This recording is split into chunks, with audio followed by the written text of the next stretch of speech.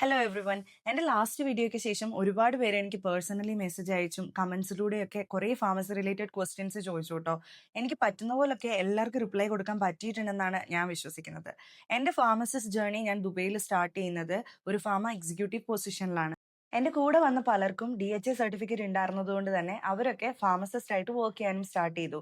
Join ചെയ്തത് ഒരു retail ഫാർമസിയിലായിരുന്നതുകൊണ്ട് നമ്മുടെ വർക്ക് കൂടുതലും കസ്റ്റമർ സർവീസ് ഓറിയന്റഡ് ആയിരുന്നേ. ഓരോ പൊസിഷന്റെയും സാലറി കമ്പനി പ്രൊഫൈൽ അനുസരിച്ച് വ്യത്യസ്തമായിരിക്കുവേ. ഇനി ഫാർമ എക്സിക്യൂട്ടീവ് പൊസിഷനിൽ വർക്ക് ചെയ്യുമ്പോൾ നമ്മൾ മെഡിസിൻസ് ഡിസ്പെൻസ് ചെയ്യാനായിട്ട് അലൗഡ് അല്ല. പക്ഷേ നമുക്ക് ഇൻഷുറൻസ് പ്രോസസ് ചെയ്യാനായിട്ടും നോൺ ഫാർമ പ്രോഡക്ട്സ് കസ്റ്റമേഴ്സിന് സജസ്റ്റ് ചെയ്യാനായിട്ടും പറ്റും.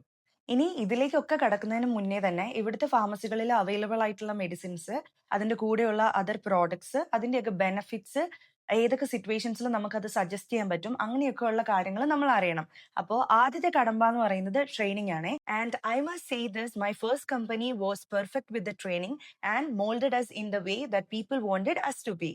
ഇനി നിങ്ങൾ DHA രജിസ്റ്റേർഡ് ഫാർമസിസ്റ്റ് ആണെങ്കിൽ നിങ്ങൾക്ക് ഡയറക്റ്റ് ഡിസ്പെൻസ് ചെയ്യാനൊക്കെ സ്റ്റാർട്ട് ചെയ്യാൻ പറ്റും. But still you will have to undergo the whole process of training. ഓരോ ട്രെയിനിങ് പീരീഡ് കഴിയുമ്പോഴും നിങ്ങൾക്ക് അതിനോട് റിലേറ്റഡ് ആയിട്ടുള്ള എക്സാം ഉണ്ടാവും. ആ എക്സാമിൽ നമ്മൾ പാസ്സായാൽ മാത്രമേ നമ്മുടെ ട്രെയിനി ബാഡ്ജ് അവർ റിമൂവ് ചെയ്യുള്ളൂ.